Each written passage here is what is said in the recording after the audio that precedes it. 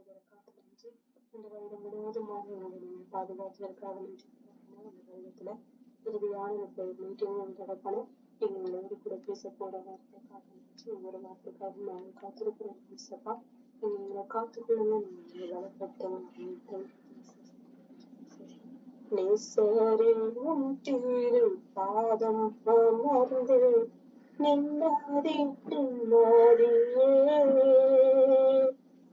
நேசரின் திரு பாதம் அமர்ந்து நிம்மதி நிம்மதியே ஆர்வமுடனே பாடி துதிப்பேன் ஆனந்தம் ஆனந்தமே ஆர்வமுடனே பாடி துதிப்பேன் ஆனந்தம் ஆனந்தமே அடைக்கலமே அதிசயமே ஆராதனை ஆராதனை அடைக்கலமே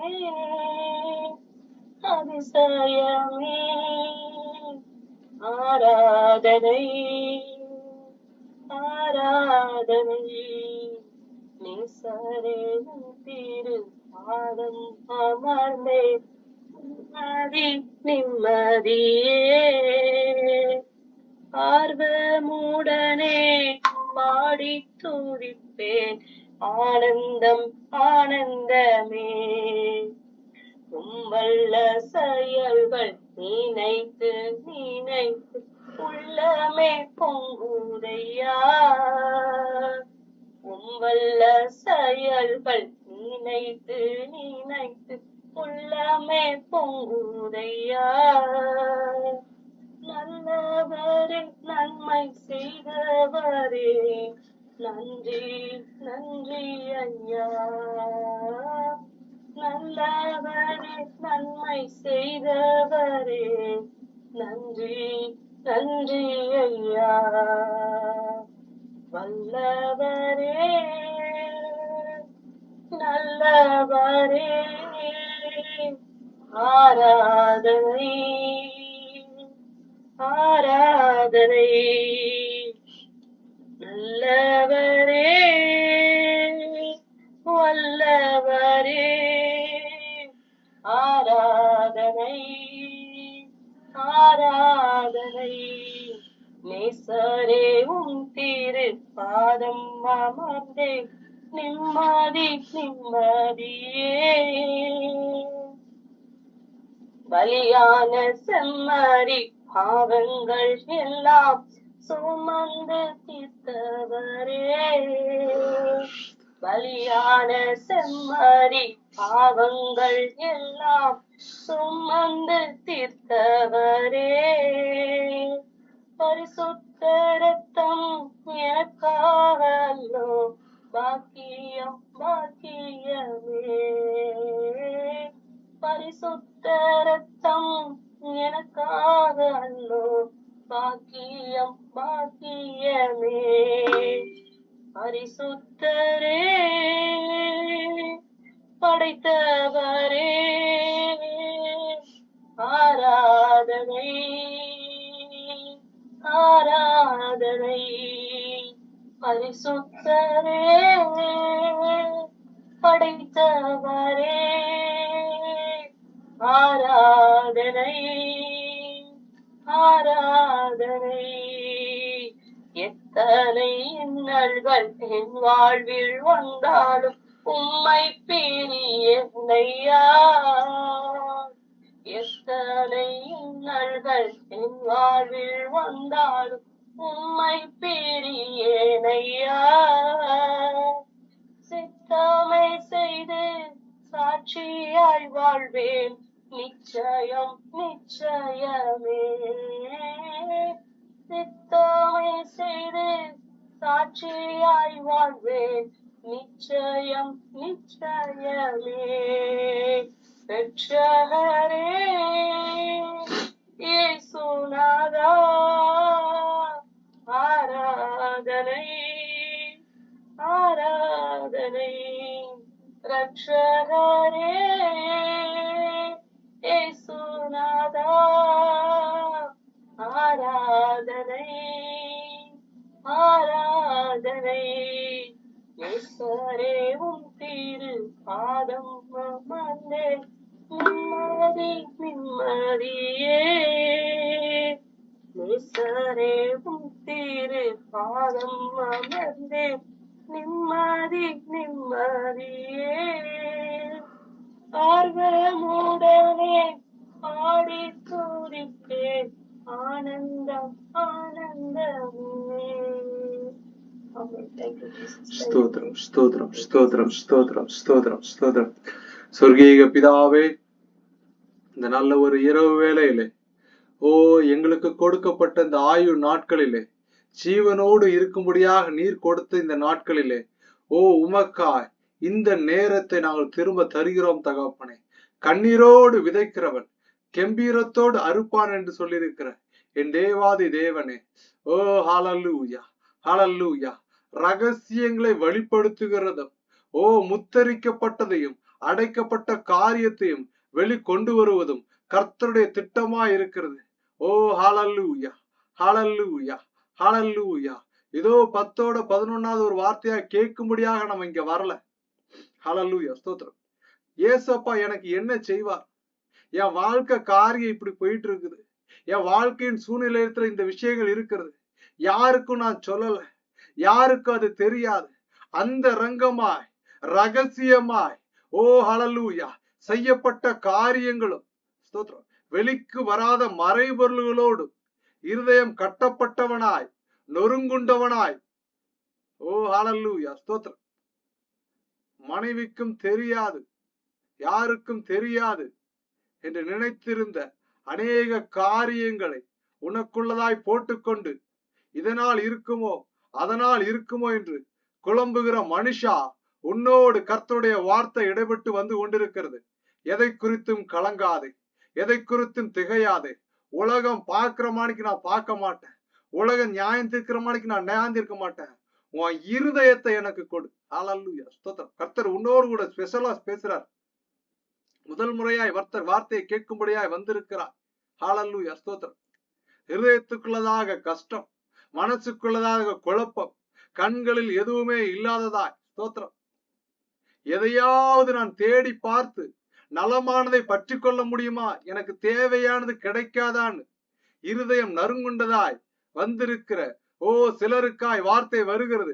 கர்த்தர் பேரையும் சொல்றாரு, நான் சொல்ல விரும்பல. ஹalleluya ஸ்தோத்திரம். ஏன்னா அது கூட்டத்தின் மத்தியில அதை அவர்கள் தூற்றுகளாய் சிலருடைய வார்த்தைகளை கேட்கிற வேளையில அவர்களை குற்றம் படுத்துவதா இருக்கக்கூடாது. கர்த்தர் அண்டைக்கு வருகிற உங்கள் மீது கர்த்தர் சமாதானத்தை தரும்படியாய் ஹalleluya விரும்புகிறதை மாத்திரமல்ல, நீங்கள் விரும்பாத காரியத்தையும் ஹalleluya ஸ்தோத்திரம் நடத்தும்படியாய் கர்த்தர் இந்த வேளையில அழைத்திருக்கிறார். பிதாவே ரத்தத்தை தெளிக்கிறேன், ஆவில பலப்படுத்துங்க. பிதா குமாரன் பரிசுத்தாவி நாமத்தினால் செபங்களும் ஜீவனுள்ள எங்கள் பரம தகப்பனே. ஆமேன் ஆமேன் ஆமேன் ஆமேன். கர்த்தராகிய இயேசு கிறிஸ்துவின் நாமத்தினாலே வாழ்த்துக்களை சொல்லிக் கொள்கிறோம். இன்னைக்கு நம்ம கர்த்தருடைய வார்த்தையை தியானிக்க போகிறோம். வசனம் என்னன்னு கேட்டீங்க அப்படின்னா, அப்போஸ்தலருக்கு எழுதின புஸ்தகம் 16ஆம் அதிகாரம் 31ஆம் வசனம் சொல்லியிருக்குது. கர்த்தராகிய இயேசு கிறிஸ்துவை விசுவாசிக்கிறதுனா நம்புறது. அவரால் தாங்க ஆகும், வேற எவனாலே ஆகாது. என் வாழ்க்கையில இந்த காரியம், இந்த பிரச்சனை, இதுல இருந்து விடுதலை ஆகுறதுக்கு ஏசப்பா ஒருத்தரால தான் ஆகும்னு நம்பினவர்கள் அந்த நம்பிக்கை நிமித்தமாக அநேக மாறுதல்களை பெற்றுக்கொண்டார்கள். அதற்கு சாட்சிகளா கேட்டீங்கன்னா, எங்க வில்லேஜ்ல இருந்து நான் சந்திக்கிறவர்கள், நான் பேசுகிறவர்கள், இயேசுடைய ரத்தத்தினாலே கழுவப்பட்டவர்கள், இயேசுவை ஏற்றுக்கொண்டவர்கள், அநேக சாட்சிகள் யூடியூப்ஸ்ல கிடக்குது. அநேக சாட்சிகளை பகிர்ந்து கொண்டிருக்கிறாங்க. அநேக தெருக்கள்ல கர்த்தர் எங்களுக்கு என்னத்தை செஞ்சாரு, நான் பைத்தியம் பிடித்து சுத்திக்கிட்டு இருந்தேன். ஸ்தோத்திரம். நான் திருநெல்வேலியில ஒரு சகோதரரை சந்திச்சேன். செப்டம்பர் மாசம் நான் இந்தியா வந்திருக்க போது அப்பாவை ஹாஸ்பிட்டல்ல டயக்னோசிஸ் பண்ணிட்டு அப்போ வெளியில வந்து பேசிட்டு இருக்கும்போது ஒரு மனிதர் அவர் சுவிசேஷம் நிமித்தமாய் மிஷினரியா பீகாருக்கு போயிட்டாரு. அவர் இப்ப லீவுக்கு இங்க வந்திருக்க வேலையில அவரை சந்திக்கும் போது அவர் எப்படிப்பட்ட அவர் இந்து குடும்பத்தை சேர்ந்தவர். ஒரு கண்கள் கட்டப்பட்டதாய் சின்ன பிள்ளைல ஒரு விபிஎஸ் கிளாஸ்ல போய் அங்க ஏதோ இயேசு கிறிஸ்து எனும் ரட்சகர் உங்களுக்காக மரித்து அவருடைய வெளியேறப்பட்ட ரத்தத்தினாலே உங்களை மீட்டு கொண்டுங்கிற ஒரு வார்த்தை அவர் காதுல விழுந்திருக்கு. ஒரு வாலிப பருவத்துல வரும்போது பிசாசு பிடித்தவனாய் வீட்டை விட்டு வெளியில ஓடி அலைகிறவனாய் தெருக்களிலும் வீதிகளிலும் உணவுகளை சாப்பிட்டு கொண்டு புழுதியும் கஷ்டமா அலைஞ்சு என்னன்னே தெரியாம மண்ட குழம்பனா அலைஞ்சின ஒருத்த மனுஷனுக்கு கர்த்தர் அவனை சந்தித்ததாக அந்த மனுஷனுடைய சாட்சியை கிட்டேன். நான் நடந்து போயிட்டு இருந்தேன், எனக்கு என்ன ஆச்சுன்னே தெரியல. இத்தனை ஆண்டுகள் நான் இந்த மாதிரி இருந்ததே இல்லை. எனக்கு என்ன நடந்தது, நான் என்னை மறந்து எனக்கு உள்ளதாக சில அந்நிய ஆவிகளும் பிசாசின் கிரியலும் உள்ள பூந்து நான் வாழ்வதே எனக்கு தெரியல. திடீர்னு ஒரு சத்தம் என் மீது தொளித்தது. நான் உனக்காக மரித்தேன், நான் உன்னை இந்த கட்டிலிருந்து விடுதலை ஆக்குறேன்னு ஒரு வெளிச்சம் என் மீது விழுந்தது. அந்த கட்டிலிருந்து நான் விடுதலையான, அதனால நான் இயேசு கிறிஸ்துவை உண்மையா நம்பி இயேசுவை குறித்து சொல்லுவதற்காக நான் ஓடிக்கொண்டிருக்கிறேன். அவர் பணத்துக்காக ஓடல, அவர் ஊர்ல இருக்க பெருமைக்காக ஓடல. இன்னைக்கு அநேகர் கள்ள கிறிஸ்துக்களும் கள்ள தீர்க்கதரிசிகளும் கள்ள போதர்களும் எழும்பி எதற்காக ஓடுறாங்கன்னா, பிழையாமை போல தங்களுக்காக கூலிகளை சேர்த்து கொண்டு உலகத்துல ஜீவனம் பண்ணுவதற்காக ஓடுறாங்களே தவிர தேவன் அழைத்த அந்த பரம அழைப்பு, தேவன் நிர்ணயித்த அந்த பரம நிர்ணயத்தை நோக்கி ஓடுகிறவர்கள் சிலராயிருக்கிறார்கள். ஸ்தோத்திரம். அதுதான் இந்த இடத்துல அப்போஸ்தலனாகிய பவுல் சொல்கிறார், கர்த்தராகிய இயேசு கிறிஸ்துவை விசுவாசி, அப்பொழுது நீயும் உன் வீட்டாரும் ரட்சிக்கப்படுவீர்கள். யார நம்பினா விடுதலை கிடைக்கும். ஸ்தோத்திரம். இன்னைக்கு மனுஷங்க என்ன பண்றாங்கன்னா, எனக்கு அவர் உதவி பண்ணிடுவார், இவர் உதவி பண்ணிடுறாரு, மனுஷன் மேல நம்பிக்கை வைக்கிறாங்க. அந்த நம்பிக்கையினுடைய முடிவு அது கசப்பாயும், அது விரக்தியாவும், ஒரு பிரச்சனையாயும், நிம்மதியை குலைக்கிறதாயும் தான் இருக்குது. இயேசு கிறிஸ்துவை விசுவாசிக்கிறவர்களுக்கு என்னன்னா, சகலமும் நன்மைக்கு ஏதுவாய் இருக்கிறதுன்னு வசனம் சொல்லுகிறது. ஸ்தோத்திரம். இன்னைக்கு சிறைச்சாலைகளை குறித்து நம்ம தியானிக்க போகிறோம். ஸ்தோத்திரம். சிறைச்சாலைன்னு கேட்டீங்க அப்படின்னா, பழைய காலத்துல யுத்தத்துக்கு வர்றாங்கன்னா, யுத்தத்துக்கு வர்றவங்க என்ன பண்ணுவாங்கன்னா, எதிரி நாட்டை போர் புரிஞ்சு எந்த நாடு ஜெயிக்குதோ அந்த நாட்டில் உள்ளவர் என்ன பண்ணுவார்னா, அந்த தோத்த நாட்டுடைய மன்னன் அவனுடைய குடிமக்கள் எல்லாத்தையும் அடிமையா பிடிச்சிட்டு போயிருவான். ஸ்தோத்திரம். அந்த சிறைச்சாலையின் காரியத்துல கர்த்தர் எதற்காக அந்த இஸ்ரவேல் மக்கள் யாரெல்லாம் உண்மையான கடவுள், ஒரே ஒரு கடவுள் பிதாவை தொழுது கொண்டார்களோ அவங்க எல்லாத்தையும் சில நேரங்கள்ல சில சூழ்நிலைகளை அவர்கள் படைகள் தோற்று போய் அடிமைகளாக கொடுக்கப்படுறாங்க. எதற்காக அவங்க அடிமைகளாக கொடுக்கப்படுறாங்கன்னா, நீங்க வேதத்தை நல்லா வாசிச்சு பாத்தீங்கன்னா, ஆபிரகாம் உருவாக்கணும்னா உன்னுடைய மக்கள் 400 வருஷமா அடிமையா இருக்குன்னு சொல்றாரு.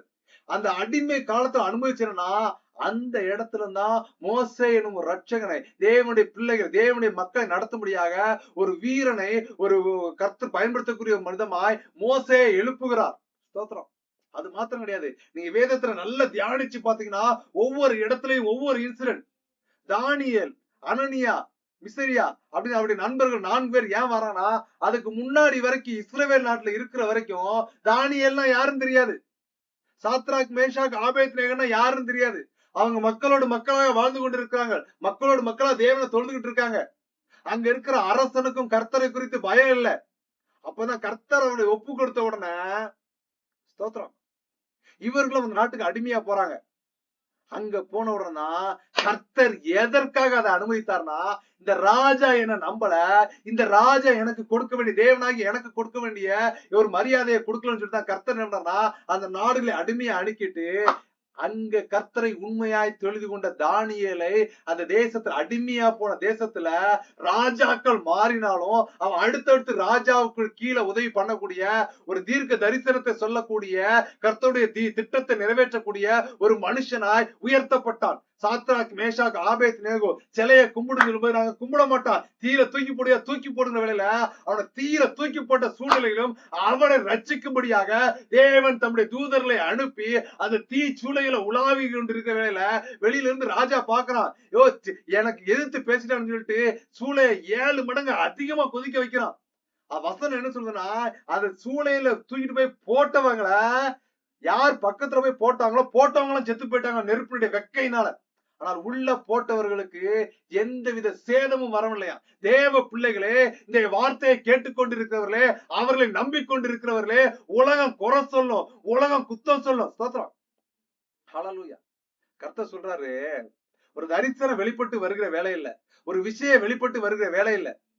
அதை ஏற்றுக்கொண்ட அந்த மனுஷனை தேவ சந்நிதிக்கு வரவிடாம பிசாசு என்ன பண்றானா, தன்னுடைய மனைவியை கொண்டே போராடிக்கிட்டு இருக்கான். என்ன சொல்றானா, நான் எதுவும் செய்யலங்கிறான். ஸ்தோத்திரம். மனைவி ஏதோ பண்ணிருக்க சொல்றான்ல.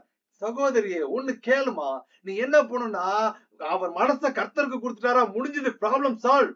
அதை போய் நோண்ட கூடாது. பாவம் செய்யாத மனுஷன் எவனுமே கிடையாது, நானும் இல்ல. உலகத்துல பிறந்த உங்க அப்பாவா இருந்தாலும் உங்க அம்மாவா இருந்தாலும் எல்லாரும் பாவத்துல பிறந்தவர்கள் என்றுதான் வசனம் சொல்லுது. குறை சொல்லாத, குத்தம் சொல்லாத, அந்த ஆத்மாவை நீ காயப்படுத்தாத, முழங்கால முடக்கு, தேவ சந்நிதிக்கு நேராய் திரும்பு. அதற்காகத்தான் அழைக்கப்பட்டிருக்க தேவ பிள்ளைகளை. ஸ்தோத்திரம். இந்த அது மாத்திரம் எஸ்தருக்கு எழுதின புஸ்தகத்தை வாசிச்சு பாத்தீங்கன்னா, மொர்தெகாயும் அவருடைய மகளும் என்ன அடிமைகளை பிடித்துக் கொள்ளப்பட்டு வராங்க.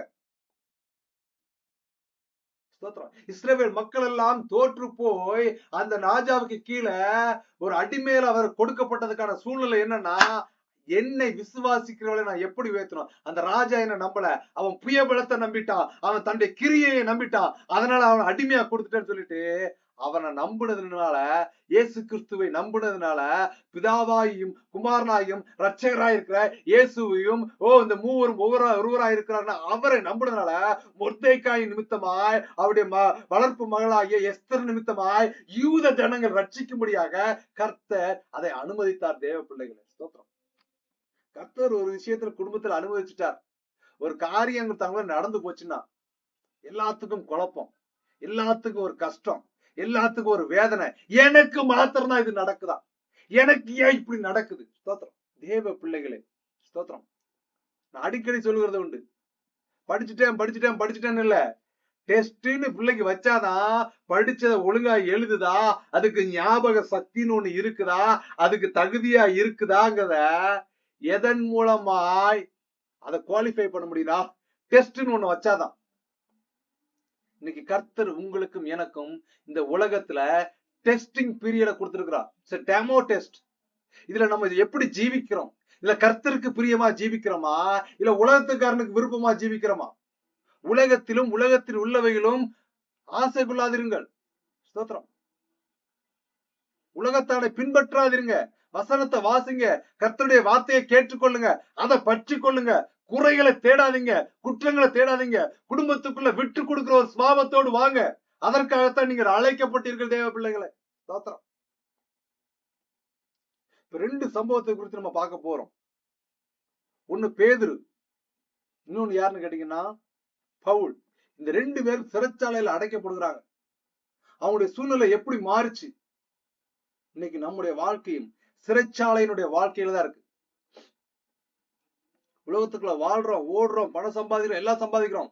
ஆனாலும் சந்தோஷமும் சமாதானமும் இல்லாததாய், குறைகள் நிறைந்ததாய், இருதயம் கட்டப்பட்டதாய் இருக்கிற ஒரு சூழ்நிலையோடு கர்த்தருடைய வார்த்தை என்னோடு கூட என்ன பேசும்? இந்த வசனத்தின் மூலமா கர்த்தர் எங்களுக்கு என்ன செய்ய போறான்னு ஒரு இயக்கத்தோடு வந்திருக்கிற தேவ பிள்ளைகளுக்காக கர்த்தருடைய வார்த்தை வெளிப்பட்டு வரப்போகிறது. ஸ்தோத்திரம். அப்போஸ்தலனாகிய பவுல் எழுதின புஸ்தகத்துல 12ஆம் அப்போஸ்தலர் 12ல சொல்லப்பட்ட ஒரு சம்பவம், அப்போஸ்தலர் 16ல சொல்லப்பட்ட ஒரு சம்பவத்தை நம்ம தியானிக்க போறோம். அப்ப ஏரோது ராஜா, நம்ம ஏரோது ராஜா என்ன நினைக்கிறோம் கேட்டீங்கன்னா, இயேசு கிறிஸ்து பிறந்த உடனே சாஸ்திரிகள் ஏரோது ராஜாட்ட போய் கேட்கிறாங்க, யூதருக்கு ராஜாவாய் பிறந்திருக்கவர் எங்கேன்னு கேட்கும் போது அவன் அரண்மனை உள்ள தேடி பார்க்கறான். எனக்கு ஒரு பிள்ளையும் பிறக்கலையே, ஏதோ ஒரு ராஜா பிறந்திருக்கான்னு சொல்றாங்களே. சாஸ்திரிகள் என்ன மேல தோன்றக்கூடிய நட்சத்திரங்களை வைத்து புதிதாய் ஒரு நட்சத்திரம் தோன்றி இருக்கிறது, இந்த நட்சத்திரம் தோன்றினா மேசியா பிறந்து விட்டார் என்பது வேதம் முன்னதாக சொல்லப்பட்டதுங்கிற அத சயின்டிபிக்கலா பிரிடிக்ட் பண்ணக்கூடியவர்கள் சாஸ்திரிகள். இந்த சாஸ்திரிகளுக்கு என்னன்னா உலக பிரகாரமான ஒரு போராட்டம் வந்துருச்சுன்னா, ராஜா பிறந்தா எங்க பிறப்பாரு? அரண்மனையில தான் பிறப்பாரு. நேரம் அரண்மனைக்கு போயிட்டாங்க. ஸ்தோத்திரம். ஏரோது ராஜா என்ன பண்றானா, நமக்கு இங்க குழந்தை பிறக்கணும்னா அங்க இருக்கிற எல்லாத்தையும் துண்டித்து போடுகிறான், சிறு குழந்தைகள் எல்லாம். அப்பதான் தீர்க்கதரிசி மூலமா சொல்லப்பட்ட வாக்கு தத்தங்கள் நிறைவேறுது. இந்த ஏரோது ராஜா அப்படின்னு கேட்டீங்கன்னா, இது ராஜாவுடைய பேர் கிடையாது. நம்ம ஊர்ல சொல்லுவோம்ல முதலமைச்சர், எம்எல்ஏ சொல்லுவோம்ல. இந்த எம்எல்ஏ முதலமைச்சர் எல்லாம் என்ன கேட்டீங்கன்னா ஒரு பொதுவான ஒரு விஷயம். முதலமைச்சருக்கு அப்புறமா என்னன்னா, யார் அந்த எலெக்ஷன்ல ஜெயிக்கிறாங்களோ அவருடைய பேர்ல அதுக்கப்புறமா சேர்த்துக்குவாங்க. முதலமைச்சர் இன்னார், இல்லைன்னா எம்எல்ஏ இன்னார். இது அவங்களுக்கு நிலையானதா கிடையாது. அந்த காலங்கள் முடிஞ்சா எக்ஸ் போட்டுக்கணும். எக்ஸ் எம்எல்ஏ இல்ல எக்ஸ் முதலமைச்சர், அவ்வளவுதான். புதுசா அடுத்து இன்னொருத்தர் வந்துருவாரு. அதே மாதிரி பழைய காலகட்டத்துல ஏரோது ராஜா அப்படிங்கிறது ஒரு பதவியை குறிக்கக்கூடிய ஒரு பட்டமா இருந்துச்சு. அடுத்தடுத்து ராஜாக்கள் வருவாங்க, பேர் மாறும். ஆனா ஏரோது ராஜா அப்படின்னு காமன் நேம். இப்ப இந்த ஏரோது ராஜா என்ன பண்றான்னா, யார் யார் இயேசு கிறிஸ்துவ பத்தி சுவிசேஷம் சொல்லிட்டு இருக்காங்களோ எல்லாரையும் துன்பப்படுத்த ஆரம்பிக்கிறான். என்ன பண்றான்? சிறைச்சாலையில பிடிச்சு போடுறது, அடிக்கிறது, உதைக்கிறது. இப்படி பண்ணத உடனே இத பார்க்கும்போது யூதர்களுக்கு சந்தோஷமாயிருது. அந்த சூழ்நிலையில அப்போஸ்தலர் 12:2 சொல்லிருக்கு, அவன் யோவானுடைய சகோதரனான யாக்கோவை பட்டயத்தினாலே கொலை செய்தான். ஸ்தோத்திரம். இதே மாதிரி நீங்க ஏரோது ராஜாவை குறித்து பாக்குற வேளையில யோவான் தன்னுடைய தலையை துண்டித்து கொடுப்பான். ஸ்தோத்திரம். இது அடுத்தடுத்து தொடர்ச்சியா வந்துட்டு இருக்கு. இவங்க வேலை என்னன்னா, மக்களை திருப்திப்படுத்தணும், மக்களை சந்தோஷப்படுத்தணும். அப்படிதான் என் ஆட்சி நிலையா இருக்கும், எனக்கு வருமானம் நிலைய வரும்னு நினைக்கிறாங்க. தேவ பிள்ளைகளே, மக்களை திருப்திப்படுத்தணும்னு நினைக்கிற எல்லாருடைய காரியமும் அழிவுக்கு நேராய் தான் போகிறது. ஸ்தோத்திரம். நீங்களும் நானும் யாரை திருப்திப்படுத்துறதுக்காக வாழணும்னா, இயேசு கிறிஸ்துவை திருப்திப்படுத்துறதுக்காக தான் வாழணும். அவருடைய திட்டத்தை நிறைவேற்றுக்காக தான் வாழணும். அதற்காகத்தான் நீங்களும் நானும் அழைக்கப்பட்டிருக்கிறோம். இப்போ என்ன பண்றானா, இப்போ என்ன கிறிஸ்துவத்தை பரப்புகிற எல்லாரையும் கொலை பண்ணணும்னு அவன் விரட்டி அலைஞ்சிட்டு இருக்கான். அந்த சூழ்நிலையில என்ன நினைக்கிறீங்கன்னா, அப்போஸ்தலர் 12:3 சொல்லிருக்கு, அது யூதருக்கு பிரியமா இருக்குதுன்னு அவன் கண்டு பேதுருவரையும் பிடிக்க தொடர்ந்தான். இப்ப என்ன பண்றான்னா, அந்த இயேசு கிறிஸ்து மரித்து உயிரோடு எடுத்துக்கொள்ளப்பட்டார். அதற்கு அப்புறமா அடுத்த இயேசு கிறிஸ்துவுக்கு கீழே அந்த அப்போஸ்தலர் 12 பேருக்கு ஹெட்டா இருக்கிறது யாருன்னா பேதுரு தான். இவர் தான் என்ன பண்றான்னா, அநேக நோய்களை குணமாக்குறார். இவர் தான் இயேசு கிறிஸ்து 3 தடவை மறுதளிச்சவரு, திட்டமும் மையமும் தொடங்கினவரு. அதுக்கப்புறம் அவர் மனம் திரும்பி விட்டார். மனம் திரும்பி இதற்கு இன்னைக்கு நான் இயேசுக்காக நான் என்னன்னாலும் செய்வேன்னு தன் ஜீவனையும் குடிக்க துணிந்து விட்டார். வரலாறு சொல்லுகிறது, இவரை நீங்க இயேசுவை போல என்ன நேர தலைய சிலுவையில் அரைக்காதீங்க, தலையா சிலுவையில் அரைங்கன்னு சொல்லிட்டு தன் சரீரத்தை தலையா சிலுவையில் அடித்து ஒப்பு கொடுக்கப்பட்ட ஒரு ரத்த சாட்சியாய் மரித்த ஒரு மனுஷன் தான் இந்த பேதுரு. இப்ப பேதுருவையும் பிடிக்கிறதுக்காக இந்த ஏரோது ராஜா விரட்டிட்டு அலைகிறான். ஸ்தோத்திரம். அப்போ ஒரு பண்டிகை, அதாவது ஈஸ்டர் பண்டிகை, புளிப்புல அப்ப பண்டிகை கொண்டாடுறாங்க. அந்த நாள்ல கரெக்டா எப்படி பண்ணிட்டானா, பேதுருவை பிடிச்சாச்சு. பேதுருவை பிடிச்சு சிறைச்சாலையில வச்சாச்சு. வச்சுட்டு அவன் என்ன பண்றானா, அவனை பாதுகாக்கிறதுக்காக அப்போஸ்தலர் 12:4 சொல்லுது, 4 அடுக்கு பாதுகாப்பு. ஸ்தோத்திரம். இந்த 4 அடுக்கு பாதுகாப்பு யாருக்கு கொடுப்பாங்கன்னா, ஒரு மனுஷனை கொல்லக்கூடாது, அவனை பாதுகாப்பா கொண்டு போகணும்னு சொல்லிட்டா எல்லா நாடுகளும் உள்ள ஒரு பிரைம் மினிஸ்டரா இருக்கட்டும், சீஃப் மினிஸ்டரா இருக்கட்டும், எல்லாருக்கும் 4 அடுக்கு பாதுகாப்புகள் இல்ல செட்பிரிவு பாதுகாப்பு நம்மளால சொல்லுவாங்க. அந்த மனுஷனை கொண்டுடக்கூடாது. ஆனா இங்க எதற்காக பேருக்கு கொடுக்காங்கன்னா, இவன் தப்பிச்சு போயிடக்கூடாது, இவனை கொல்லணும் அப்படிங்கிறதுக்காக கைது பண்ணி சிறைச்சாலையில வச்சு 4 அடுக்கு பாதுகாப்பு போட்டு பாதுகாத்துட்டு இருக்காங்க. ஸ்தோத்திரம். அப்போஸ்தலர் 12 சொல்லுது, அப்ப சிறைச்சாலையில பார்க்கப்பட்டு இருக்கும்போது சபையார் அவனுக்காக தேவனை நோக்கி ஊக்கத்தோட ஜெபம் பண்ணினார்கள். ஸ்தோத்திரம். குடும்பத்துல விடுதலை வேணுமா? இருதயத்துக்குள்ளதாக சமாதானம் வேணுமா? உலகத்தினுடைய காரியத்தை குறித்து கவலை இல்லாம போகணுமா? ஊக்கமா கர்த்தரை நோக்கி ஜெபிக்கணும், உண்மையாய் அவரை நோக்கி ஜெபிக்கணும். ஸ்தோத்திரம். அவங்க பாக்குறாங்க, இவங்க பாக்குறாங்க, கடமைக்கானதல்ல, தன் இருதயத்தை திறந்து தேவனிடத்துல ஜெபிக்கிற எவனுக்கும் அவர் கொடுக்க வல்லமையுள்ளவரா இருக்கிறார். இவரை ஜெயில போட்டாங்க, யார? பேதுருவ. இப்ப அவருக்காக ஜெபிக்கிறவங்க யாருன்னா, அவன் சுவிசேஷம் சொல்லிக்கிட்டு இருந்த அப்போஸ்தலர்களும் சபை கூட்டங்களும் தேவனிடத்துல அவனுக்காய் ஊக்கமாய் ஜெபிக்க தொடங்கினார்கள். அந்த பஸ்கா பண்டிகைக்கு முந்தின நாள் ராத்திரியில, ஸ்தோத்திரம், பேதுரு எப்படி இருக்கான்னு வசனம் சொல்லுதுன்னா, அப்போஸ்தலர் 12:6 சொல்லிருக்கு, பேதுரு 2 சங்கிலிகளினாலே கட்டப்பட்டு 2 சேவகர் நடுவே நித்திரை பண்ணி கொண்டிருந்தான். ஸ்தோத்திரம். காவற்காரரும் கதவுக்கு முன்னிருந்து சிறைச்சாலையை காத்து கொண்டிருந்தார்கள். இப்ப கையில 2 விலங்கால் போட்டு நின்றுகிட்டே தூங்கிட்டு இருக்கான். பக்கத்துல 2 காவலர்கள், சிறைச்சாலைக்கு வெளியில 2 காவலர்கள், அதுக்கப்புறம் அந்த 4 அடுக்கு பாதுகாப்பு சொல்றாங்கல்ல, ஒவ்வொரு வாசலுக்கும் பாதுகாப்பு. தப்பிக்கவே முடியாது. எப்படி தப்பிக்கன்னு பாக்குறேன். உலக பிரகாரமான மனுஷன், உலகத்துல உள்ளவன் அழிக்கிறதுக்காகவும் பிசாசு கொல்லவும் அழிக்கவும் அன்றி வேறொன்றுக்கும் வரான்னு வசனம் சொல்லுது. இந்த சூழ்நிலையில 4 அடுக்கு பாதுகாப்புல நின்றுட்டு இருக்கான். இன்னைக்கு நமக்கு என்ன பிரச்சனை கேட்டீங்கன்னா, ஏதாவது ஒரு சின்ன காரியத்தை குறித்து மண்டக்குள்ள அவ்வளவு குழப்பம். ஸ்தோத்திரம். ஹல்லேலூயா. ஒரு ஒரு ஒரு ஏக்கம், ஒரு நிம்மதியின்மை, ஒரு தலை சுற்றல். ஸ்தோத்திரம். இயேசு கிறிஸ்துவின் நாமத்தினாலே கட்டளை கொடுத்து செபிக்கிற ஒரு விடுதலையின் கரம் உங்களோடு இடைவிடும்படியாக நீங்கள் உருக்கத்தோடு ஒரு ஊக்கத்தோடு கர்த்தருடைய சந்நிதியில வருவீர்கள் என்றால் உங்கள் தலை வலியின் பாரங்கள், இடது பக்கமான ஒரு தலைவலி, ஸ்தோத்திரம், அது அடிக்கடியாய் வந்து கொண்டிருக்கிறது. கர்த்தராகிய இயேசு கிறிஸ்துவின் ரத்தத்தை தெளித்து ஜெபிக்கிறேன். ஒரு விடுதலையின் கரம் இயேசு கிறிஸ்துவை நம்பினால் இந்த காரியம் உங்களை விட்டு ஓடி போகும் என்று விசுவாசியுங்கள், பெற்றுக்கொள்வீர்கள். இது என்னால் உண்டானதல்ல, இது பரம தகப்பனின் ஈவு. ஸ்தோத்திரம். வெளியே போ பிசாசே. ஹல்லேலூயா. ஸ்தோத்திரம். அடிக்கடி குழப்பி விட்டு மண்டைய இந்த 2 சங்கிலி கடையில இருக்கும் போதும் இங்க பாருங்க, இந்த குழப்பத்தின் ஆவிகள் இயேசுவின் நாமத்துல வெளியில போட்டு கட்டளை கொடுக்குறேன். ஸ்தோத்திரம். 2 சங்கில அதாவதுன்னா கைது பண்ணி போட்டாங்க, கொல்ல போறாங்க, எல்லாம் காது கூட தான் பேசுறாங்க பாருங்க. ஸ்தோத்திரம். யாரு? பேதுரு காது போடதா, நாளை கால நீ உயிரோட இருந்துருவியாடா, உன்னை போட்டு தள்ளிடுவாரு எங்க ராஜா, ஏரோது ராஜான்னு ஒரு கெக்கரிப்பு, ஒரு பெருமை, ஒரு கொய்யாரம் ஆடிட்டு இருக்காங்க. ஆனா நம்மால் பாருங்க 2 சைடுலயும் கையை கட்டி ஜெயிலுக்குள்ள அவன் என்ன பண்ணிட்டு இருந்தான்னா 2 சேவகர் நடுவே நித்திரை பண்ணி கொண்டிருந்தான். தேவ பிள்ளைகளே, இயேசு கிறிஸ்துவை உங்களை இருதயத்துக்குள்ள வச்சுட்டீங்கன்னா உலக கவலைகளும் உலக பாரங்களும் உங்களை அழுத்தாது, உங்களை குழப்பாது. எல்லா இக்கட்டுகள்லையும் நித்திரை பண்ணி கொண்டிருப்பீர்கள், சமாதானத்தோடு இருப்பீங்க, தலை பாரம் வராது. அது அடுத்தடுத்து வந்துகிட்டு இருக்கு. என்னப்பா ஜெபம் பண்ணிட்டாரு இன்னும் போக மாட்டேங்குன்னு நினைச்சினா அது உன்னால் உண்டாகிற போராட்டம். நீ கர்த்தரண்டையிலே வா, இயேசு கிறிஸ்துவை விசுவாசி, அவர் உன் இருதயத்துக்குள்ள வரும்படியா இடம் கொடு, அந்த தலபாரம் ஓடின்னு கர்த்தர் சொல்லுகிறான். ஸ்தோத்திரம். தூங்கிட்டு இருக்கான். அப்போஸ்தலர் 12:7 சொல்லுது, கர்த்தருடைய தூதன் அங்கே வந்து நின்றான், அறையில பெரிய வெளிச்சம் பிரகாசித்தது. ஒரு சின்ன வெளிச்சம் என்னன்னா ஒரு கார் இருளை வெளியில விரட்டி போடும். ஒரு பெரிய இருட்டா இருக்கு, ஒரு சின்ன தீக்குச்சை கொளுத்துங்க, அது அந்த கார் இருளை விரட்டிடும். இயேசு கிறிஸ்து எனும் ரட்சகரை உங்கள் இருதயத்துக்குள் வரும்படியாக, இயேசு கிறிஸ்து பிறந்துட்டார். அவர் பிறந்தது உண்மை, மரித்தது உண்மை, பிதாவின் வலது பரிசத்திலே நமக்காய் பரிந்து பேசிக் கொண்டிருக்கிறது உண்மை.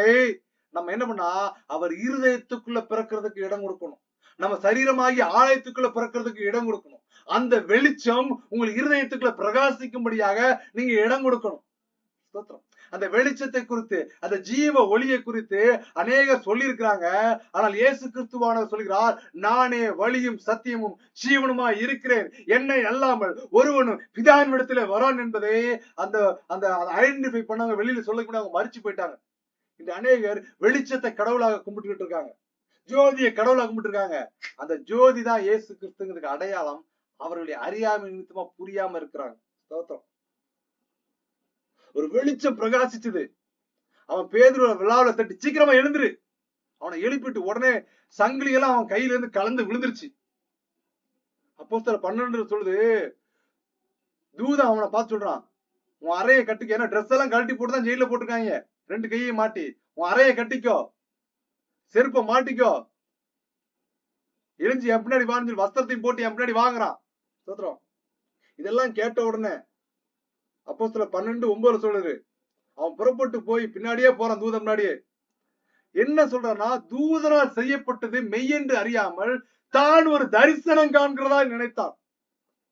தரிசனம்னா என்னன்னு கேட்டீங்க அப்படின்னா, நம்ம கண்ணை மூடிட்டு ஏசப்பாட்ட ஜெபம் பண்ணோம்னா என்ன நடக்க போகுதுங்கிறத காட்டுவார், என்ன நடந்துகிட்டு இருக்குங்கிறத காட்டுவார், என்ன இந்த பிள்ளைகள் எந்த ஒரு ஏக்கத்தோடு எந்த ஒரு சிந்தனையோடு இந்த கூடுகைக்கு வந்திருக்கிறாங்கிறத ஆவியானவர் காட்ட வல்லமை இல்லாத இருக்கிறார். அதுதாங்க தரிசனம்.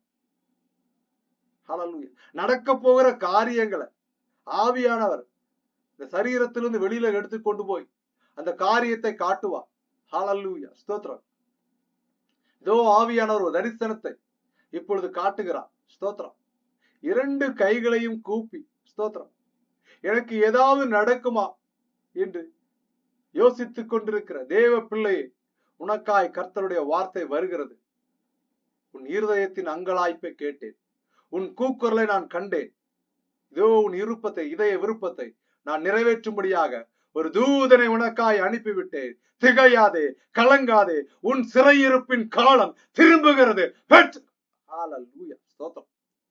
சிறைச்சாலை அகன்று போகும், எக்கதவும் வழி திறக்கும் உங்க நாமம் சொல்லும் போது. ஹல்லேலூயா. ஒரு அருமையான பாடல், பாடுங்க, ஸ்தோத்திரம். தனியா இருக்கும்போது அந்த பாடலை கேளுங்க. எல்லா கதவுகளும் உடைந்து போகும். விடுதலை பிறக்கும்படியாய் அடுத்த ஆண்டுகள் உங்களுக்கு புதிய காரியத்தையும் புதிய வழிகளையும் கர்த்தர் செய்ய போகிறார். உன் இருதயத்தில் இருந்த அநேக குப்பைகளை துடைக்கும்படியாக இதோ கர்த்தர் ஒரு தூதனை உனக்காய் அனுப்பி முழுவதுமாய் கழுவி எடுத்து உன்னை சுத்திகரிக்கிறார். சில காரியங்களை கர்த்தர் வெளிப்படுத்தும் போது எதுக்கு சொல்றதுக்கு அனுமதிக்க மாட்டேங்கிறார்னா, உலகமும் கட்டுன மனைவியும் குத்தத்தை தான் கண்டுபிடிப்பா. என் பரம தகப்பன், என் இயேசு, என் தெய்வம், என் ரட்சகர், அவர் குறை சொல்லுகிறவரே அல்ல, அவர் குற்றம் கண்டுபிடிக்கிறவரே அல்ல, அவர் பாவத்தை மன்னிக்கிற பரிகாரியா இருக்கிறார். உனக்காகவும் எனக்காகவும் அடிக்கப்பட்ட ஆட்டுக்குட்டியா இருக்கிறார். ஸ்தோத்திரம். அவருடைய அன்புக்கு ஈடாக நம்மகிட்ட கேட்கறது என்னன்னா, மகனே மகளே உன் இருதயத்தை தா என்று கேட்கிறார். சிறைச்சாலையில இருந்து வெளியில வந்தாச்சு. பேதுரு நினைச்சு ஏதோ கனவு பார்த்துட்டு இருக்கேன், ஏதோ தரிசனத்தை கர்த்தர் காட்டுறான்னு நினைச்சுட்டு இருக்கான். அப்போ என்னன்னா, அப்போஸ்தலர் 12:10 சொல்லுது, முதலாம் காவல் 4 அடுக்கு காவல்ல முதலாம் காவலை கடந்தாச்சு, 2ஆம் காவலையும் கடந்தாச்சு, எல்லா காவலையும் கடந்து நகரம் அதாவது பட்டணத்துக்கு போறதுக்கு பக்கத்துல வந்தாச்சு. அங்க பெரிய இரும்பு கோட்டை போட்டிருக்காங்க. அது இவங்க கிட்ட வந்தாலும் தன்னால திறந்து போகுது. அது வழியா புறப்பட்டு நடு வீதி வரைக்கும் நடந்து போயிட்டாங்க. நடு வீதிக்கு வந்தாலும் தூதன் வந்து யூஆர் இன் சேஃப் கண்டிஷன் சொல்லிட்டு அவனோட தூதன் போயிட்டான். அது 1ஆம் வசனம் சொல்லுகிறது, பேதுருவுக்கு தெளிவு வந்த போது. அது வரைக்கும் அவன் என்ன நினைச்சிருக்கானா, ஏதோ ஜெயில கையில கெட்டு போட்டாங்க, நம்ம நாளைக்கு காலைல கொல்ல போறாங்க, தூங்கிட்டு இருக்கோம், ஏதோ கர்த்தர் ஒரு தரிசனத்தை காட்டுறான்னு நினைச்சிட்டு இருக்கான். ஆனா 11ஆம் வசனம் சொல்லுகிறது, அப்போஸ்தலர் 12:11, பேதுருவுக்கு தெளிவு வந்த போது.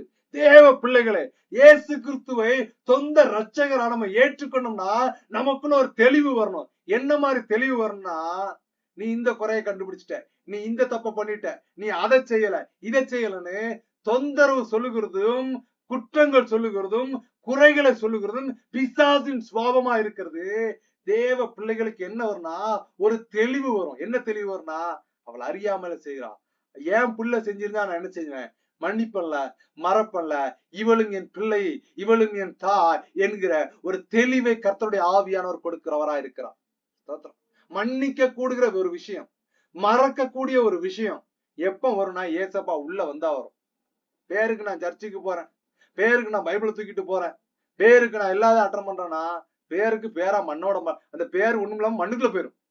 உங்கள் இருதயம் தேவனுடைய அன்பை ருசித்ததாகவும் தேவனை வெளிப்படுத்துகிறதா இருக்கணும். ஒரு தெளிவு வரணும்.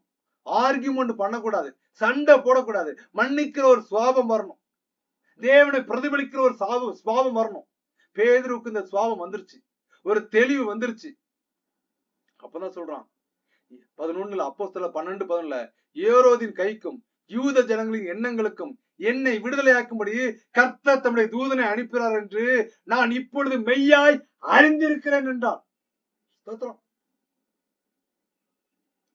அப்போஸ்தலர் 12:19 சொல்லுது, ஏரோது என்ன பண்றானா, அடுத்த நாள் காலையில போய் பேதுருவை தேடி பாக்குறான்.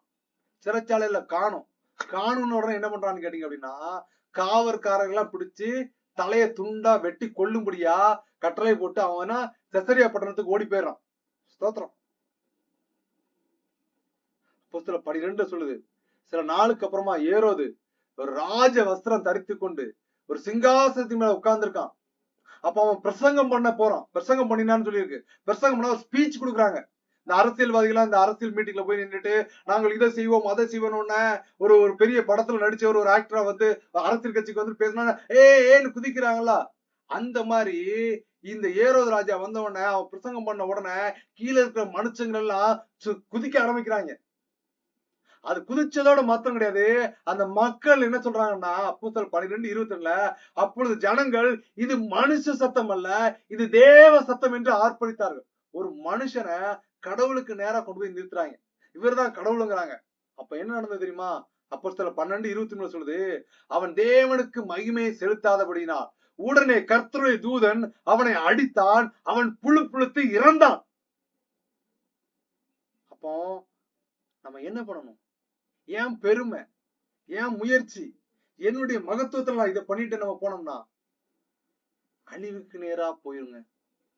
தன்னை தாழ்த்துகிற எவனையும் உயர்த்தவும், உயர்த்துகிற எவனையும் தாழ்த்தவும் அவராலே ஆகும். யார் அவர்? இயேசு கிறிஸ்து. இயேசு கிறிஸ்து என்ற பெயருக்கு என்ன அர்த்தம்? ரட்சகர் என்ற அர்த்தம்.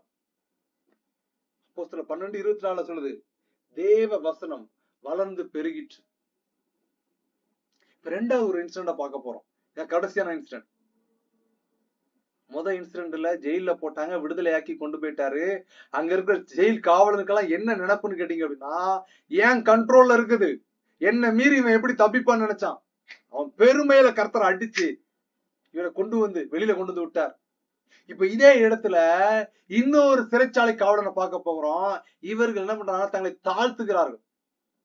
உயர்த்தப்பட்டவனுக்கு என்ன கட்டப்பட்டுச்சுன்னா, அவன் தலையை துண்டா வெட்டி போட்டுரும், சரியா காவல் செய்யலன்னு சொல்லிட்டு அவனை மரணத்துக்கு ஏதுவாகவும், அந்த சிறைச்சாலை காவலர் மட்டும் கிடையாது, அந்த ராஜாவும் தன்னை தேவனுக்கு சமமா உயர்த்தினால அவனும் செத்து போயிட்டான், புழுத்து செத்து போயிட்டான். அடுத்து ஒரு சிறைச்சாலை சம்பவத்தை பார்க்க போகிறோம். அப்போஸ்தலர் 16:16 சொல்லிருக்கு. இங்க பவுலும் சீலாவும் மற்ற எல்லாரும் சேர்ந்து ஜெபம் பண்ணுக்கு போறாங்க. ஜெபம் பண்ண ஒரு இடத்துக்கு போயிட்டு வரல, அந்த ஜெபம் பண்ண போகிற வேளையில குறி சொல்லக்கூடிய ஏவுகிற ஆவியை கொண்டிருந்த, குறி சொல்லுகிறதுனால தன் எஜமான்களுக்கு மிகுந்த ஆதாயத்தை உண்டு பண்ணின ஒரு பெண் எங்களுக்கு எதிர்பட்டா. இந்த பெண் எப்படின்னு கேட்டீங்கன்னா, இவ போய் யாரையாவது பார்த்தா அப்படியே எப்படின்னா அவனுக்குள்ள ஒரு ஆவி வந்துரும், அந்த ஆவியை வச்சு அவன் குறி சொல்லுவான். இல்லைன்னா இவளை என்ன பண்ணுவான்னா குறி சொல்லுவான். எப்படிப்பட்ட குறி சொல்லுவான்னா, உன் தொழிலு பெருகிறோம், உன் தொழில இந்த மாதிரி காசை போடு, இதுல உனக்கு காசு அதிகமா கிடைக்கும்னு சொல்லிட்டு இந்த மாதிரி குறி சொல்லி இது பிசாசின் ஆவியை கொண்ட ஒரு மனுஷி குறி சொல்லி அவங்களுக்கு காசு சம்பாதிச்சு கொடுத்தன எல்லா மக்களும் அவளை கும்பிட ஆரம்பிச்சிட்டாங்க, அவளை வணங்க ஆரம்பிச்சிட்டாங்க. இப்ப இவ என்ன பண்றான்னா, இயேசு கிறிஸ்து ரட்சகர் என்று சொல்லுகிற பவுலவையும் சீலாவையும் பார்த்த உடனே இவ என்ன பண்றான்னா, அவங்களுக்கு எதிர்பட்டு வந்துட்டு வசனம் சொல்லுது அப்போஸ்தலர் 16:17, அவள் பவுலையும் எங்களையும் பின்தொடர்ந்து வந்து, இந்த மனுஷர் உன்னதமான தேவனுடைய ஊழியக்காரர். அவ என்ன சொல்றா பாருங்க, அவ குறை சொல்லல, அவ குத்தம் சொல்லல, இவங்களுக்கு பின்னாடி உட்கார்ந்து இவங்களை உசுப்பேத்தி விட்டு பெருமையை தூண்ட விட்டு பெருமையை வளர விட்டு தேவ சித்தத்தை செய்ய விடாம அவங்களை அழிக்கிறதா பிசாசோட நோக்கங்க. இன்னைக்கு ஊழியத்தை செய்யும்படியா அழைக்கப்பட்டவர்கள் அநேகர் என்ன பண்றாங்கன்னா, தேவ சித்தத்தை மறந்து சுய சித்தத்துக்குள்ள பிணைக்கப்பட்டிருந்தாங்க. அதனால அழிவை தான் இருக்கிறாங்க. ரட்சிக்கும்படியா உங்களை மீன்களை பிடிக்கிறவர்களாக மனுஷர்களை பிடிக்கிறவர்களாய் மாற்றுவேன்னு கர்த்தர் சொன்ன வாக்கு தத்தத்தை மறந்து மீனில என்ன கிடைக்கும், மீனுக்குள்ள என்ன கிடைக்கும் சொல்லிட்டு அதையே நோண்டி அழைப்பை மறந்து போகிறார்கள். ஸ்தோத்திரம். அந்த ஆவியை பெற்ற பொண்ணு என்ன சொல்றான்னு கேட்டீங்கன்னா, இந்த மனுஷர் உன்னதமான தேவனுடைய ஊழியக்காரர், ரட்சிப்பின் வழியை நமக்கு அறிவிக்கிறவர்கள் என்று சத்தமிட்டாலாம். எப்படி சொல்றான்? கத்தி சொல்றான். அந்த காலத்துல மைக்கு கிடையாது. அப்ப அவன் அந்த ஆவி உள்ள வந்துட்டு, எப்பா இங்க வாங்க, யாரு இவங்களை பிடிச்சு கொள்ளுங்க, இவங்க வந்து ரட்சிப்பின் வழிய அறிவிக்கிறவர்கள் சொல்லி அவனை குறித்து சத்தம் போட ஆரம்பிச்சிருந்தான். இவங்க அவன் ஒரு நாள் சொல்லிட்டு போலாங்க.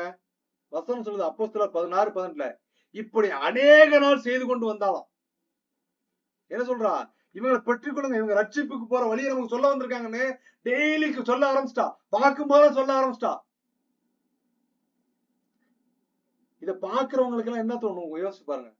இவ சொல்றது எல்லாமே நடக்குது, இவ குறி சொல்லக்கூடியவ, இவற்ற இருக்கிற ஆவி அப்படிப்பட்ட ஆவியா இருக்குது. இவ சொல்றத பார்த்த உடனே நம்மளை குறிச்சே எவ்வளவு பெருமையா பேசுறா, நீ வாமான்னு அவளை சேர்த்துக்கல. பிசாச எப்பவுமே பக்கத்துல வைக்க கூடாது. ஒரு சர்ச்சு நடத்துறோம், ஒரு மினிஸ்ட்ரி பண்றோம், நம்ம பெருமையா பேசுறான்னா முதல்ல வெளியில போ, சினம் கொண்டு கடிந்து கொள்ளணும். அதான் வசனம் நமக்கு சொல்லுது.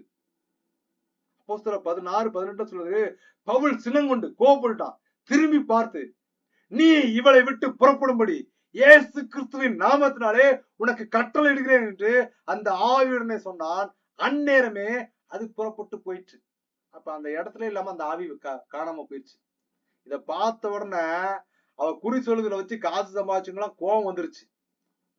இவங்க என்ன பண்றாங்க, நமக்கு நல்ல தொழில் வருமானத்தை கொடுத்துட்டு இருந்துச்சு, அந்த ஆவியை விரட்டி விட்டுறான்னு சொல்லிட்டு பவுலையும் சீலாவையும் பிடிச்சு கொண்டு போய் இழுத்து கொண்டு போய் அங்க ரோமர் இடத்துலயும் யூதர் இடத்துலயும் கொள்றாங்க.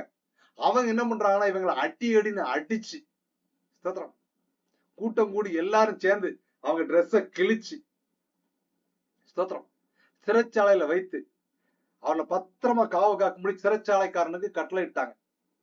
16:24 சொல்லுது, அவன் இப்படிப்பட்ட கட்டளையை பெற்று அவர்களை உடற்காவலறையிலே அடைத்து அவர்கள் கால்களை தொழுவ மரத்திலே கட்டி வைத்தானாம். யார? இயேசு கிறிஸ்துவை பத்தி சொன்னதுனால, சில பிசாசு பிடிச்சிருந்த மனுஷனை விடுதலை பண்ணதுனால அந்த மனுஷி மூலமா வர்ற ஆதாயத்தை பார்த்தாங்களே தவிர அந்த மனுஷிக்குள்ள ஒரு ஆவி போய் அவருடைய வாழ்க்கையை நரகமாக்குச்சேங்கிறத எவனுக்கும் ஆசை கிடையாது. அதுல இருந்து விடுதலை ஆயிட்டன்னு யாருக்கும் சந்தோஷம் கிடையாது. வசனம் சொல்லுதுங்க, யாருக்கோ கர்த்தர் திரும்ப அழுத்தி சொல்லுகிறார்.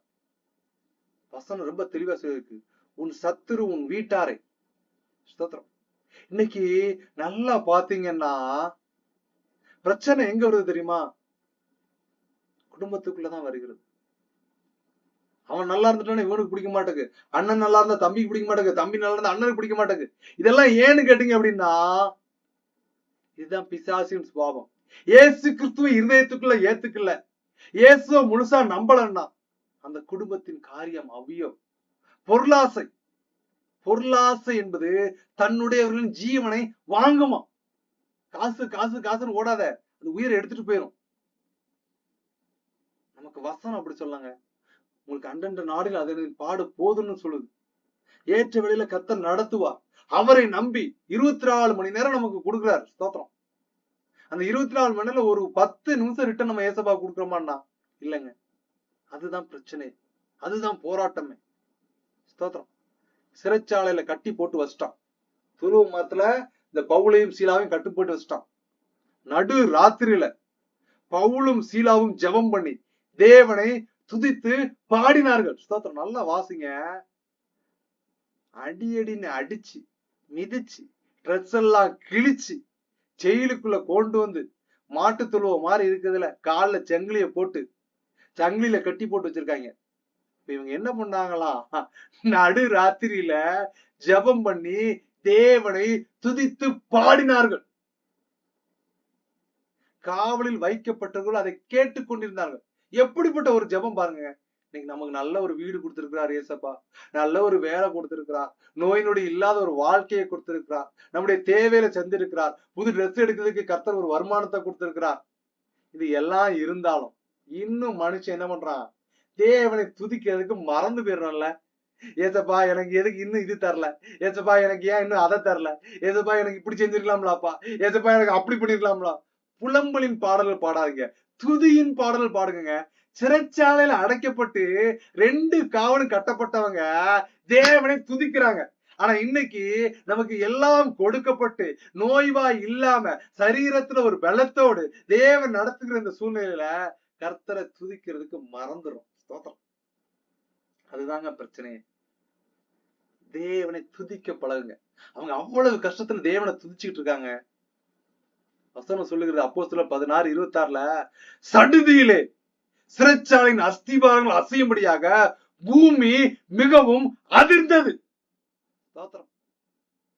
இவங்க தேவனை துதிச்ச உடனே பூமியே ஆட்டங்காடுது. என் பிள்ளைகளையாடா நீங்க டச் பண்றீங்க, என் பிள்ளைகளையாடா நீங்க அடிச்சீங்க, என் பிள்ளைங்களாடா ஜெயிலுக்குள்ள போட்டீங்கன்னு பூமியே ஒரு குலுக்கம் குலுங்குது. உடனே கதவுகள் எல்லாம் திறவுண்டுச்சு. இவங்க பூட்டி வச்சிருந்த பூட்டை கீட்டு எல்லாம் அடைச்சு ஒட்டச்சு திறஞ்சு போயிடுச்சு. எல்லாருடைய கட்டுகளும் கலந்து போயிடுச்சு. இப்ப யாருடைய கட்டுகள்? இவங்க துதித்து பாடுறதுனால பவுலுடைய சீலாவுடைய கட்டுகள் மாத்திரம் கிடையாது, அந்த சத்தத்தை கேட்டுக்கொண்டிருந்தவர்களுக்கு இதோ கர்த்தருடைய வார்த்தை உங்களுக்காய் வருகிறது. ஓ சத்தத்தை கேட்டுக்கொண்டிருக்கிற தேவ பிள்ளைகளே, சிறைச்சாலையின் கதவுகள் உடைந்தது போல இதோ குடும்பத்தின் பாரங்களும் உபத்திரவங்களும் பொருளாதார ரீதியான கட்டுகளும் கலண்டு அவிழ்ந்து உடைய போகிறது. ஒரு விடுதலையின் கரம் உங்களுக்காய் இடைபெற்று வந்து கொண்டிருக்கிறது. பெற்றுக்கொள், விசுவாசிக்கிற உங்களுக்காய் வருகிறது. பெற்றுக்கொள், பெற்றுக்கொள், பெற்று துதித்தவங்களுக்கு மாத்திரமல்ல விடுதலை. கர்த்தருடைய வார்த்தை என்மேல் அனுக்கிரமாய் தேவபலன் இறங்குகிறதாலே சொல்லுகிறது. இது என்னுடைய வார்த்தையினாலே மாத்திரமல்ல, உங்கள் இருதயத்தினால இந்த சத்தத்தை திறந்து கேட்டதுனால உங்கள் குடும்பத்திற்குள்ள கட்டுகள் கலன்று ஓடி திறவுண்ட கதவுகள், அடைபட்ட கதவுகள் நொறுங்குண்டு விதுகிறது. பெற்றுக்கொள். அற்புதத்தின் காசல்களை உங்கள் காதுகள் கேட்க போகிறது. உலகம் முடியாது, இது நடக்காதுன்னு சொன்ன அநேக காரியத்திலிருந்து கர்த்தர் உனக்காய் சாட்சியாய் கொடுக்கிறார். உங்கள் இருதயத்தை அவர் பக்கமாய் திருப்பினதுனால சிறைச்சாலையின் கதவுகள் துதித்ததுனால மாத்திரம் உடையல, அங்க இருந்தவங்க எல்லாம் கேட்டுக்கிட்டு இருக்காங்க, அதை விசுவாசிக்கிறாங்க. எப்படிப்பட்ட துதிகளா இருக்கிறது! அந்த துதிகளுடைய சத்தம் அந்த ஆத்மாவுக்கு உள்ள போய் அவங்களுடைய கட்டுகளையும் கலந்து போயிடுச்சு. இந்த வார்த்தையை கேட்டுக்கொண்டிருக்க தேவ பிள்ளைகளே, இந்த சத்தம் உங்கள் குடும்பத்தின் பிரச்சனைகளையும் போராட்டத்தையும் மரண ஆக்கினைகளிலிருந்தும் உபத்திரவத்திலிருந்தும் நஷ்டத்திலிருந்தும் கஷ்டத்திலிருந்தும் ஒரு விடுதலை கொடுத்து ஒரு தெய்வீக சமாதானம் உங்களை ஆட்கொள்ளும்படியா செபிக்கிறேன். ஸ்தோத்திரம். ஹல்லேலூயா. ஸ்தோத்திரம். அப்போஸ்தலர் 16:27 சொல்லுது, சிறைச்சாலைக்காரன் தூங்கி எந்திரிச்சு பாக்குறான், கதவு எல்லாம் திறந்து போய் கிடக்காத பாக்குறான். கட்டுண்டவங்க எல்லாம் என்ன ஜெயில கட்டி போட்டு எல்லாம் ஓடி போயிட்டாங்களோன்னு நினைச்சிட்டு அவன் என்ன பண்றானா, பட்டயத்தை உருவி தன்னைத்தானே கொலை செய்து கொள்ள போகிறான். அப்போ சிறைச்சாலையில இருட்டாதாங்க இருக்கும். இருட்டுக்குள்ள இருந்து ஒரு சத்தம் வருது. பவுல் மிகுந்த சத்தமிட்டு, நீ உனக்கு கெடுதி ஒன்றும் செய்து கொள்ளாதே, நாங்க எல்லாரும் இங்கதான்ப்பா இருக்கோங்கிறான். உடனே என்ன பண்றான்னா, அந்த சிறைச்சாலை தலைவன் கட்டளை கொடுத்து ஒரு தீபங்களை கொண்டு வர சொல்றான். கொண்டு வந்து உள்ள ஓடி போய் நடுநடுங்கி, வசனம் சொல்லுகிறது, அப்பொழுது அவன் தீபங்களை கொண்டு வர சொல்லி உள்ளே ஓடி நடுநடுங்கி பவுலுக்கும் சீலாவுக்கும் முன்பாக விழுந்து, நீங்க கொஞ்சம் மேல போய் பாத்தீங்கன்னா அடிச்சு உடைச்சு மிதிச்சு கையில கட்டு போடுற வரைக்கும் அவனுக்கு ஒரு கெத்து பெருமை. நடந்த சம்பவத்தை பார்த்தோன்னா ஆளே அரண்டு போய் பவுலுடைய கால்களிலும் சீலாவுடைய கால்களிலும் விழுந்து கும்பிட ஆரம்பிச்சிட்டான். அவங்கள வெளியில அழைச்சு, ஆண்டவமாரே ரட்சிக்கப்படுகிறதுக்கு நான் என்ன செய்ய வேண்டும் என்றான். ஹல்லேலூயா. அப்பதான் வாக்குத்தத்தம் அவர்களுக்கு கொடுக்கப்படுகிறது. அப்போஸ்தலர் 16:31 அதற்கு அவர்கள், கர்த்தராகிய இயேசு கிறிஸ்துவை விசுவாசி, அப்பொழுது நீயும் உன் வீட்டாரும் ரட்சிக்கப்படுவீர்கள் என்று சொல்லி அவனுக்கும் அவன் வீட்டார் யாவருக்கும் கர்த்தருடைய வசனத்தை போதித்தார்கள். என்ன வசனத்தை போதிக்கிறாங்க? ஏசப்பான்னு ஒரு குழந்தை பிறந்தாரு, அவர் வளர்ந்தாரு, நோய்களை விரட்டினாரு, பேய்களை விரட்டினாரு, அநேக பிசாசுல குணமாக்குனாரு, செத்தவங்களை மரிச்சவங்களை உயிரோடு எழுப்பு பண்ணினாரு. இவங்க எல்லாம் என்ன பண்ணாங்கன்னா சிலுவையில் அடிச்சு கொண்டாங்க. ஆனால் இறந்த அவர் 3ஆம் நாள் உயிரோடு எழும்பி எங்களுக்கு காட்சி கொடுத்தார், சீசர்களுக்கெல்லாம் காட்சி கொடுத்தார். திரும்ப பரத்திற்கு அவர் ஒலிவ மலையிலிருந்து எடுத்துக்கொள்ளப்பட்ட போது திரும்ப நியாயம் தீர்க்கிறவாய் ராஜாதி ராஜாவா அவர் வரப்போகிறார், அவரை விசுவாசி என்கிற வசனத்தை, இயேசு கிறிஸ்து என்ற பெயருக்கு ரட்சகர் என்று அர்த்தம். இது பிதாவுடைய குமாரனா இருக்கிறார், அவர் அடிக்கப்படும்படியாய் நம்முடைய பாவங்களுக்காக ஒப்பு கொடுக்கப்பட்ட மெய்யான ஆட்டுக்குட்டி என்கிற வசனத்தை எல்லாம் போதிக்கிறாங்க. இந்த வசனத்தை எல்லாம் கேட்ட உடனே அந்த சிறைச்சாலைக்காரன் ஏற்றுக்கொள்வது மாத்திரம் கிடையாது, அவங்களை வீட்டுக்கு அழைச்சு கொண்டு போய் அவங்களுடைய காயங்களுக்கு மருந்துகள் போட்டு அவன் வீட்டாருக்கு எல்லாரும் உடனே immediately they are going to take a baptized. அவங்க இம்மீடியட்லி என்ன பண்றாங்க, உடனே போய் ஞானஸ்நானம் பெற்றாங்க. திரும்பி என்ன பண்றாங்க, அவங்கள வீட்டுல வச்சு சாப்பாடு கூட்டு எல்லா உணவெல்லாம் கொடுத்து தன் வீட்டார் அனைவரோடும் கூட தேவனிடத்தில் விசுவாசம் உள்ளவனாய் மன மகிழ்ச்சியா இருந்தான். இயேசு கிறிஸ்துவை விசுவாசிட்டோம்னா குடும்பத்துக்குள்ள என்ன வந்துடும்னா ஒரு பெரிய மன மகிழ்ச்சி வந்துடும். தேவ பிள்ளைகளை, இன்னைக்கு கர்த்தர் உங்ககிட்ட என்கிட்ட கேட்கிறது, சிறைச்சாலையத்திலிருந்து ஒரு விடுதலை வரணுமா? சிறைச்சாலை, இந்த உலகத்துல இருக்கிற கட்டு ஒவ்வொருத்தருக்கும் ஒவ்வொரு சிறைச்சாலை. சிலருக்கு எப்படிப்பட்ட சிறைச்சாலைன்னு கேட்டீங்கன்னா கடன் ரீதிகள சிறைச்சாலை, சிலருக்கு எப்படிப்பட்ட சிறைச்சாலைனா குழந்தையின்மையான சிறைச்சாலை, சிலருக்கு எப்படிப்பட்ட சிறைச்சாலைனா நல்ல மனைவி கிடைக்கல, இல்லைன்னா நல்ல கணவன் கிடைக்கல ஒரு சிறைச்சாலை, சிலருக்கு எப்படின்னா எல்லாம் கிடைச்சு வந்தாலும் நான் சொல்றத புருஷன் கேட்க மாட்டேங்கிறான், இல்லைன்னா மனைவி ஏன் பேச்ச கேட்க மாட்டேங்கிறான், அப்படிப்பட்ட ஒரு சிறைச்சாலை. அது மாத்திரம் கிடையாது, வேறு விதமான அநேக விதமான போராட்டங்கள், நோயில பேயில பிசாசின் பிடியில சிக்கப்பட்டவர்களா அப்படிப்பட்ட சிறைச்சாலைகள். இதுல எல்லாத்துல இருந்து விடுதலையாக்க யாரால் ஆகும்னா அவர் ஒருவரையாலே ஆகும். அவரே ரட்சகர், அவரே நியாயாதிபதி, அவர் நியாயம் தீர்க்கிறவராய் வரப்போகிறார். அவரிடத்துல உங்களுக்கு அவர் உங்கள்கிட்ட கேட்கறது, நீங்க அனுதினமும் வேதத்தை கொஞ்சம் வாசிப்பா, என் கூட கொஞ்சம் டைம் ஸ்பெண்ட் பண்ணுவேன். I don't want ask your money. கர்த்தர் உங்ககிட்டையும் என்கிட்டையும் தங்கத்தையும் கேட்கல, வெள்ளியையும் கேட்கல, காசையும் கேட்கல, பணத்தையும் கேட்கல. அவர் கேட்கறது நம்முடைய இருதயத்தை. மகனே, உன் இருதயத்தை எனக்கு தாராய, மற்ற வாழ்வை உனக்கு தருவேன், எதிர்பாராயோ என்கிற ஒரு பாடலை பாடிவிட்டு நீங்கள் தூங்கலாம். இப்ப நம்முடைய மத்தியில் இருக்கிற பிரதர் ரெஸ்டன் கர்த்தருடைய வார்த்தையை சொல்லி ஃபைனல் ப்ரேயர் பண்ணுவாங்க. பிரைஸ் லார்ட் தம்பி.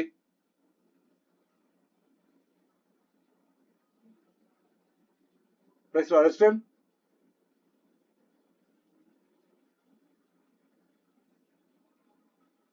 ஸ்தோத்திரம்.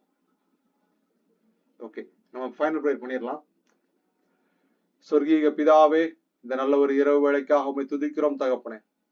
வந்திருக்கிற ஆத்துமாக்கள் நம்முடைய கரத்துல ஒப்புவிக்கிறோம். சிறைச்சாலையின் கட்டுகளில் இருந்தும் பிசாசின் பிடிகளில் இருந்தும் விடுதலை கொடுக்க நீரே வல்லவராயிருக்கிறீர். பிதாவே, ரத்தத்தை தெளிக்கிறேன், ஆவியில பலப்படுத்துங்க. பிதா குமாரன் பரிசுத்தாவி நாமத்தால் ஜெபங்களும் ஜீவனுள்ள எங்கள் பரம தகப்பனே. ஆமேன், ஆமேன், ஆமேன். என் ஆத்மாவே கர்த்தரை ஸ்தோத்திரி, என் முழுமே பரிசுத்த நாமத்தை ஸ்தோத்திரி. என் ஆத்மாவே கர்த்தரை ஸ்தோத்திரி, கர்த்தர் செய்த சகல உபகாரங்களையும் பரவாதே. ஆமேன், ஆமேன், ஆமேன், ஆமேன்.